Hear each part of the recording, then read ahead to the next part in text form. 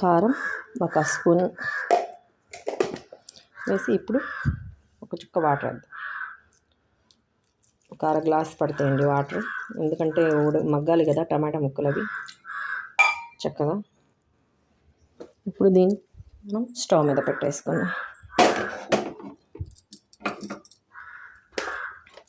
Stove వెలిగించేసి చక్కగా ఒక medium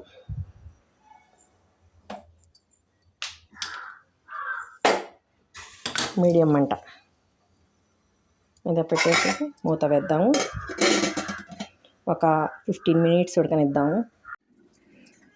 friends, చక్కగా మగ్గిపోయిందండి, ఉడికిపోయింది. తోటకూర, చింతపండు, టమాటాలు ఇవన్నీ. ఇప్పుడు కొంచెం కల్లుప్పు వేద్దాము. సాల్ట్ అవసరానికే వాడాలండి, లేనిచో కల్లుప్పు ఎక్కువగా వాడాలి, సముద్రపు ఉప్పు. ఇంకా రాక్ సాల్ట్ వాడితే ఇంకా మంచిది. ప్రజెంట్ ఇది ఇంట్లో ఉందని చెప్పేసి నేను తెప్పించలేదు.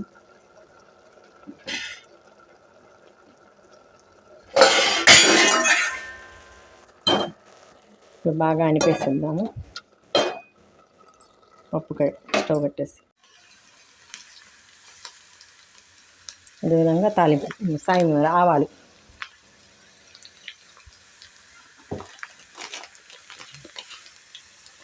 జీలకర్ర ఒక అర టీ స్పూన్ సరిపోతాయి. ఈ తాలింపు అనేది తాలింపు మంచిగా కాలితేనండి మంచి స్మెల్, టేస్ట్, రుచి వచ్చేది దేనికైనా. తాలింపు అనేది మన ఓహో ఛానల్ని లైక్, షేర్, సబ్స్క్రైబ్ చేస్తూ ఉండండి. మంచిగా ఇలాగే వీడియోస్ పెడుతూ ఉంటాను. మీ అందరికీ థ్యాంక్స్. ఫ్రెండ్స్, ఫైనల్గా మనకు పెరుగు తోటకూర పులుసు తాలింపు అయిపోయింది. చూడండి, చక్కగా ఉంది, బాగా మంచిగా టేస్ట్ ఉంటుంది. తినడం వల్ల మంచి ఆరోగ్యం కూడా. ఆకుకూరలు అనేది తింటూ ఉండాలి ఎప్పుడు.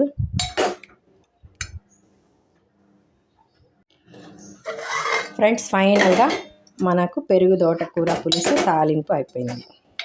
చూడండి, చక్కగా ఉంది, బాగా మంచిగా టేస్ట్ ఉంటుంది. తినడం వల్ల మంచి ఆరోగ్యం కూడా. ఆకుకూరలు అనేది తింటూ ఉండాలి ఎప్పుడు.